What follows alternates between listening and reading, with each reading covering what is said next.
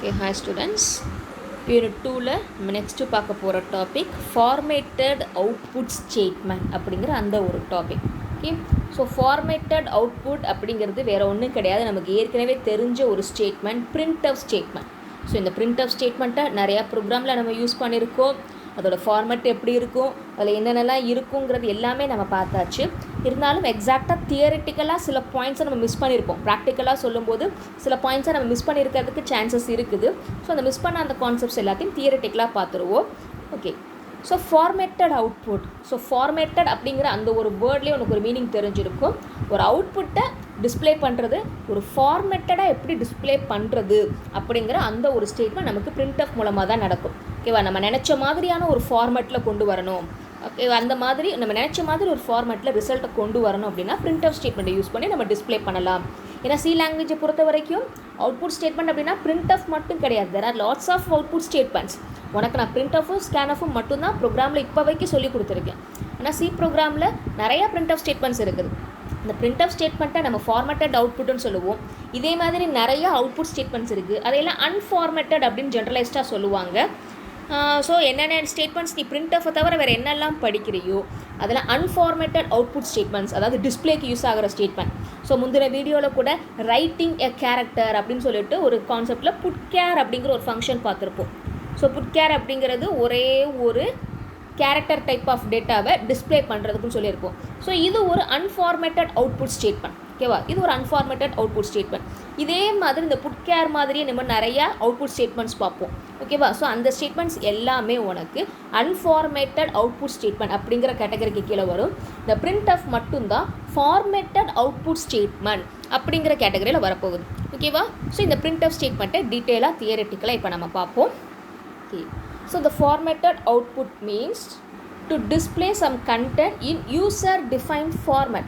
அதாவது யூசர் எப்படி டிஸ்பிளே பண்ணணும்னு நினைக்கிறாங்களோ அந்த மாதிரியான ஒரு ஃபார்மேட்டில் நம்மளோட கண்டென்ட்டு டிஸ்பிளே பண்ணுறதுக்கு யூஸ் ஆகிற ஸ்டேட்மெண்ட் தான் ஃபார்மேட்டட் அவுட்புட் ஸ்டேட்மெண்ட் அப்படிங்கிறது. ஓகேவா, ஸோ இந்த பிரிண்ட் ஃபார்மேட்டட் அவுட்புட் அப்படிங்கிறது அந்த மாதிரி ஒரு யூசர் டிஃபைன் ஃபார்மேட்டில் டிஸ்பிளே பண்ணுறது யூஸ் ஆகுது. அது என்ன ஸ்டேட்மெண்ட், ப்ரோக்ராமை பொறுத்த வரைக்கும் அது என்ன ஸ்டேட்மெண்ட் அப்படின்னா த print statement. So print statement நம்ம ஸ்டேட்மெண்ட் சொல்லக்கூடாது, ஆக்சுவலாக it's a function. So print function is used for the formatted output. So formatted output அப்படின்னா பிரிண்ட் அப்படிங்கிறது ஃபார்மேட்டட் அவுட்புட். ஓகேவா, ஸோ இந்த பிரிண்ட் அப்படிங்கிற இந்த ஃபங்க்ஷனுக்குள்ளே என்னென்ன இருக்க போகுது அப்படின்னா த பிரிண்ட் கண்டைன்ஸ் தி பிரிண்டிங் கேப்ஷன். அதாவது நம்ம ஒரு மெசேஜ் கொடுக்குறோம் பார்த்தீங்களா, ஃபார் எக்ஸாம்பிள் அடிஷன் இஸ் அப்படின்னு நம்ம கொடுப்போம். ஸோ அடிஷன் இஸ் %d அப்படின்னு நம்ம கொடுக்குறேன் அப்படின்னா ஸோ இதுதான் அந்த அடிஷன் இஸ் அப்படிங்கிறது தான் பிரிண்டிங் கேப்ஷன். நம்ம என்ன மெசேஜ் டிஸ்பிளே பண்ண நினைக்கிறோமோ அந்த message and the processed information. So என்ன இன்ஃபர்மேஷன் நம்ம டிஸ்பிளே பண்ண நினைக்கிறோமோ அதுக்கான அந்த ஒரு இன்ஃபர்மேஷன். ஓகேவா, ஸோ ஒரு மெசேஜ் அண்ட் தென் இன்ஃபர்மேஷன், அதாவது உள்ளுக்கு ஸ்டோராக இருக்கிற டேட்டான்னு வச்சுக்கோங்க. ஸோ இந்த டேட்டா இந்த ரெண்டையும் நம்ம ஒரே ஸ்டேட்மெண்ட்டில் பிரிண்ட் பண்ணணும்னு நினச்சோம் அப்படின்னா நமக்கு இந்த பிரிண்ட் ஸ்டேட்மெண்ட் தான் யூஸ் ஆக போகுது. So the printing caption and processed information can be print by using this function. Which function? Print function. ஓகேவா, ஸோ அதையும் தாண்டி வெறுமனே டிஸ்பிளே பண்ணுறதும் இல்லாமல் அதையும் தாண்டி இன்னும் சில மோர் ஃபீச்சர்ஸ் எல்லாம் நமக்கு கொடுக்க போகுது. என்னென்ன மாதிரி ஃபீச்சர்ஸ் அப்படின்னா to control the alignment and spacing. ஓகேவா, ஸோ அலைன்மெண்ட் பண்ணுறதுக்கும் ஸ்பேசஸை பற்றி நம்ம டிஸ்பிளே ஸ்பேசஸ் கரெக்டான ஒரு ஸ்பேஸிங்கில் டிஸ்பிளே பண்ணுறதுக்கும் இந்த பிரிண்ட் யூஸ் பண்ணி நம்மளால் கண்ட்ரோல் பண்ண முடியும். ஓகே, அதெல்லாம் எப்படி பண்ணுறது? முதல்ல பிரிண்ட் ஸ்டேட்மெண்ட்டோட சின்டாக்ஸ் என்ன, what is the exact general format of the print statement அப்படிங்கிறத பார்ப்போம். ஓகே, ஸோ பிரிண்ட் ஸ்டேட்மெண்ட் நம்மளை பொறுத்த வரைக்கும் பிரிண்ட் ஸ்டேட்மெண்ட்டாக என்னென்னு ஏற்கனவே சொல்லியிருக்கேன். பிரிண்ட் ஸ்டேட்மெண்ட்டில் பேரந்தசிஸ்குள்ளே டபுள் கோட்ஸுக்குள்ளே நீ என்ன கொடுக்குறியோ அது அப்படியே டிஸ்பிளே ஆகும். ஸோ டபுள் கோட்ஸுக்குள்ளே இருக்கிற அந்த கண்டென்ட்டை நம்ம கண்ட்ரோல் ஸ்ட்ரிங் அப்படின்னு சொல்லுவோம். ஓகேவா, ஸோ ஒரு பிரிண்ட் ஸ்டேட்மெண்ட்டில் வெறும் கண்ட்ரோல் ஸ்ட்ரிங் மட்டும் இருந்துச்சுன்னா it's just contain the display caption. என்ன டிஸ்பிளே பண்ணணுமோ அந்த மாதிரி இருக்கும். ஒன்று இந்த மாதிரி வெறும் கண்ட்ரோல் ஸ்ட்ரிங் மட்டும் இருக்கலாம், இல்லை அப்படின்னா control string and continue with some variable லிஸ்ட்டோட இந்த மாதிரி இருக்கலாம். ஓகேவா, ஸோ பிரிண்ட் ஸ்டேட்மெண்ட் இந்த ரெண்டு ஃபார்மேட்டில் ஏதாவது ஒரு ஃபார்மேட்டில் இருக்கும். Either it contains only a control string or a control string continue with the variable list. இந்த மாதிரி இந்த ரெண்டு ஃபார்மேட்டில் ஏதாவது ஒரு ஃபார்மேட்டில் தான் பிரிண்ட் ஸ்டேட்மெண்ட்டுங்கிறது இருக்கும். ஸோ கண்ட்ரோல் ஸ்ட்ரிங் மட்டும் இருந்துச்சுன்னா இதுக்கு மீனிங் என்னென்னா அதில் வெறும் டிஸ்பிளே கேப்ஷன் மட்டும்தான் இருக்குது, வேறு எந்த விதமான டேட்டாவையோ ப்ராசஸ்ட் இன்ஃபர்மேஷனையோ நம்ம டிஸ்பிளே பண்ணலை அப்படின்னு அர்த்தம். ஆனால் அதே இது control string with a variable list இருந்துச்சு அப்படின்னா இங்கே control string contain the caption and format specifier. ஓகேவா? ஸோ இந்த மாதிரி ஒரு வேரியபிள் லிஸ்ட்டோட இந்த கண்ட்ரோல் ஸ்ட்ரிங் இருந்துச்சு அப்படின்னா இந்த கண்ட்ரோல் ஸ்ட்ரிங்குக்குள்ளே கேப்ஷனுங்கிறது நம்ம டிஸ்பிளே பண்ண போகிற message. Format specifier is nothing but நம்ம பர்சன்டேஜ் சிம்பிள் யூஸ் பண்ணுறோம் பார்த்தீங்களா, %d, %f. ஸோ இது எல்லாம் தான் நம்ம ஃபார்மேட் ஸ்பெசிஃபையர்ஸ் அப்படின்னு நம்ம சொல்ல போகிறோம். ஓகேவா? தென் அதுக்கப்புறம் வர இந்த வேரியபிள் லிஸ்ட், இந்த v1 v2 அப்படிங்கிறதுலாம் வேரியபிள் நேம்ஸ்னு வச்சுக்கோங்க. So the v1 v2 specifies the variable name which contains the data. ஓகேவா? ஸோ நான் ஏற்கனவே சொன்ன மாதிரி ஒரு printf ஸ்டேட்மெண்ட்டுக்குள்ளே இந்த மாதிரி நம்ம யூஸ் பண்ணுறோன்னு வச்சுக்கோங்க. ஒரு எக்ஸாம்பிளே காமிக்கிறேன் நான். Okay, so this is the example. வெறும் கண்ட்ரோல் ஸ்ட்ரிங் மட்டும் இருக்கிற example.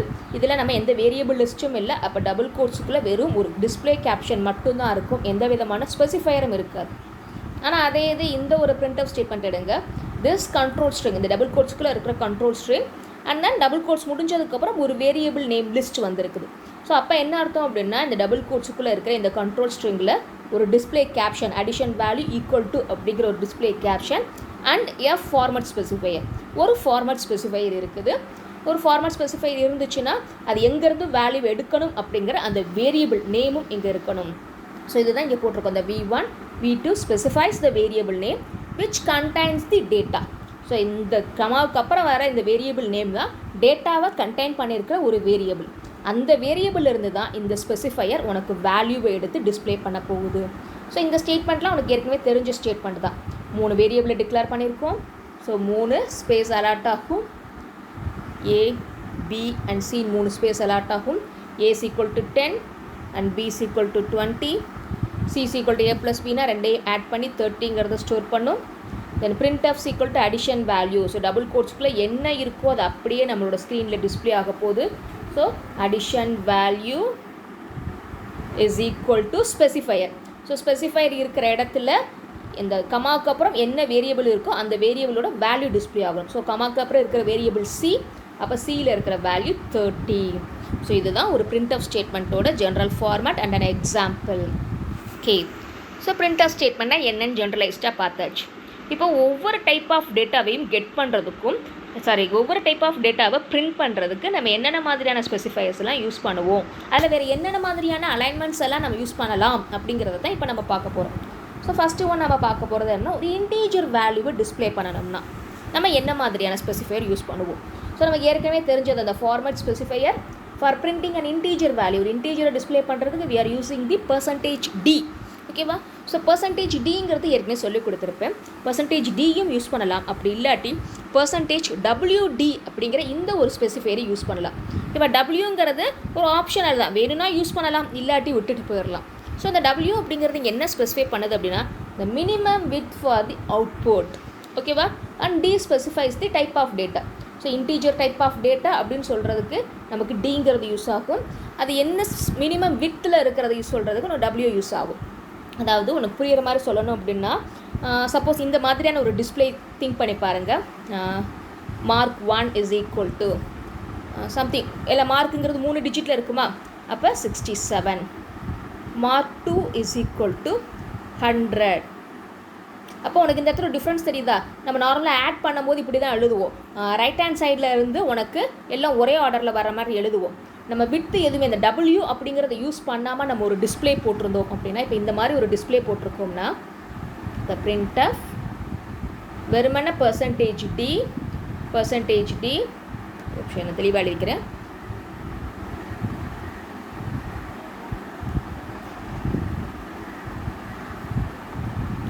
So printf %d not like that.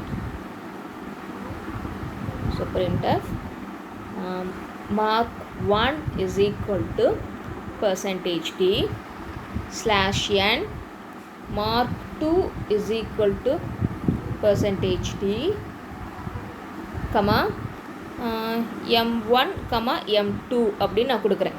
இப்போ இந்த மாதிரி நீங்கள் போட்டிருந்தீங்க. m1க்குள்ளே இருக்கிற வேல்யூ என்ன அப்படின்னா, m1க்குள்ளே இருக்கிற வேல்யூ சரி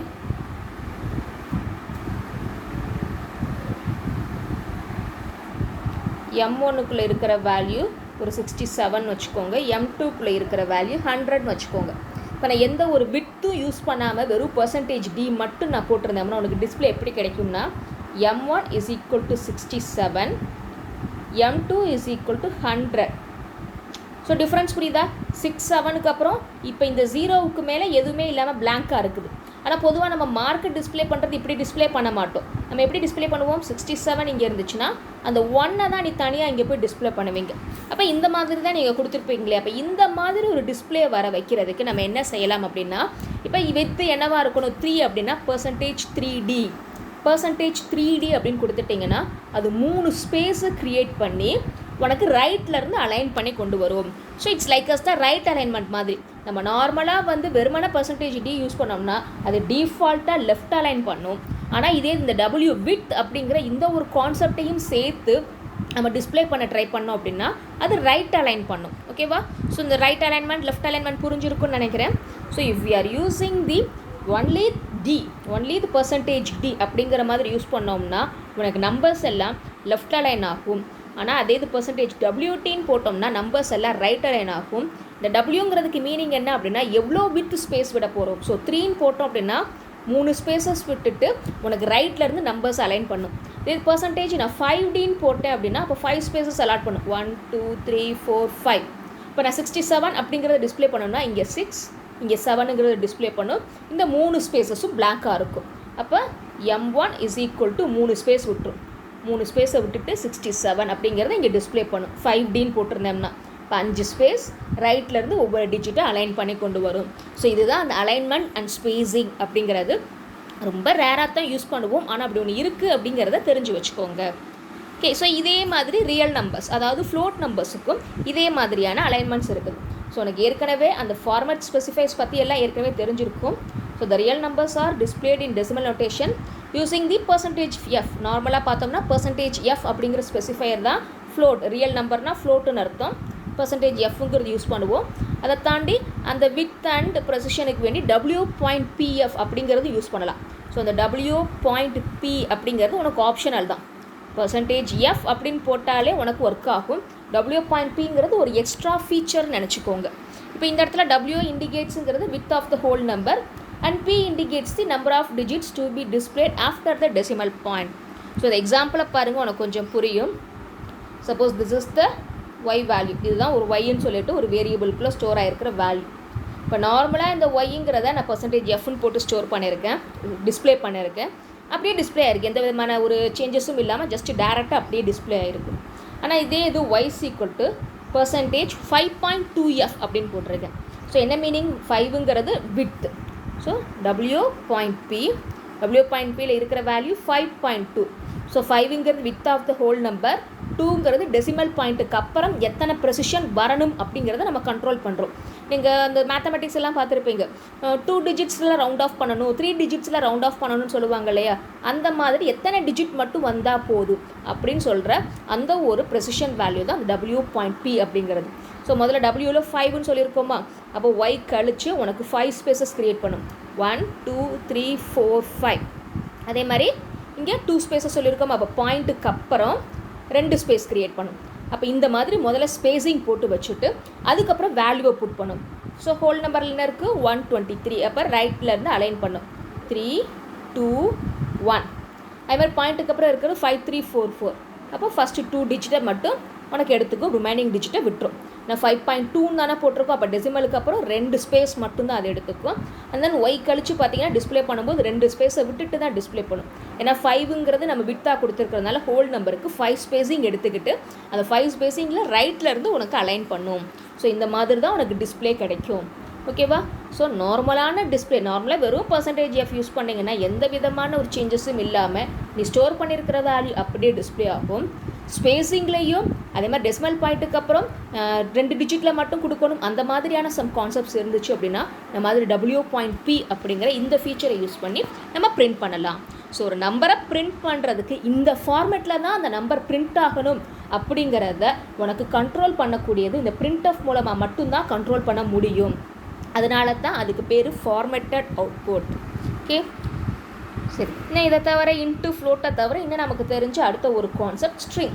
ஸோ ஒரு ஸ்ட்ரிங் அதாவது கேரக்டர் ஸ்ட்ரிங், அதை நம்ம %s அப்படிங்கிற இந்த ஒரு ஸ்பெசிஃபையரை யூஸ் பண்ணி நம்ம டிஸ்பிளே பண்ணலாம். ஓகேவா? So very simple. Name of 10. So நேம்ங்கிறது ஒரு கேரக்டர் டைப் ஆஃப் டேட்டா, அதாவது ஸ்ட்ரிங். அதுக்குள்ளே ஒரு வேல்யூவை ஸ்டோர் பண்ணியிருக்கோம். So name is percentage s. So name is percentage s அப்படிங்கிற ஸ்பெசிஃபையர் தான் கேரக்டர் டைப் ஆஃப் டேட்டாவை டிஸ்பிளே ஆகிற அந்த ஒரு ஸ்பெசிஃபையர். ஸோ நேம் அப்படிங்கிற அந்த ஒரு வேரியபிள்லேருந்து அந்த வேல்யூ உனக்கு டிஸ்பிளே ஆக போகுது. இது சாதாரணமாக நம்ம யூஸ் பண்ணுறது தான். ஓகே. ஸோ லாஸ்ட் என்ன அப்படின்னா மிக்சட் டேட்டா அவுட்புட். அதாவது ஒரு பிரிண்ட் ஆஃப் ஸ்டேட்மெண்ட்டில் இன்டீஜர் மட்டும்தான் அவுட்புட் பண்ண முடியுமா, ஃப்ளோட் மட்டும் தான் அவுட்புட் பண்ண முடியுமான்னு கேட்டால் கிடையாது. ஒரே பிரிண்ட் ஆஃப் ஸ்டேட்மெண்ட்டில் நம்ம மிக்சடு வேல்யூவை நம்மளால் டிஸ்பிளே பண்ண முடியும். So C allow us to display the mixed type of data in one printf statement. ஒரே ஒரு printf ஃபங்க்ஷன் போதும் எல்லா டைப்ஸ் ஆஃப் வேல்யூவையும் உள்ளே நம்மளால் கொண்டு வர முடியும். ஸோ இந்த printf ஸ்டேட்மெண்ட்டில் பாருங்கள், பர்சன்டேஜ் எஸ் ஸ்ட்ரிங் வந்துருச்சு, பர்சன்டேஜ் டி இன்டீஜர் வந்துருச்சு, பர்சன்டேஜ் எஃப் ஃப்ளோட் வந்துருச்சு. So a single printf function is enough to display all type of values. நேமுங்கிறது ஸ்ட்ரிங், டோட்டலுங்கிறது இன்டீஜர், ஆவரேஜுங்கிறது ஃப்ளோட், 3 டைப் ஆஃப் டேட்டாவையும் ஒரே ஒரு printf யூஸ் பண்ணி நம்மளால் டிஸ்பிளே பண்ண முடியுது. ஸோ இதுதான் mixed data output. Okay. So இதுதான் உனக்கு printf ஸ்டேட்மெண்ட், அதாவது formatted output statement. Formatted output அப்படிங்கிற அந்த ஒரு ஸ்டேட்மெண்ட்டுக்கு கீழே வர டாபிக்ஸ். ஸோ printf ஃபங்க்ஷனை பற்றின டீட்டெயில்ஸ் எல்லாமே இதில் நம்ம கொடுத்துருப்போம்னு நினைக்கிறேன். நெக்ஸ்ட்டு நம்ம பார்க்க வேண்டியது ஃபார்மேட்டட் இன்புட். நெக்ஸ்ட் கிளாஸில் பார்ப்போம்.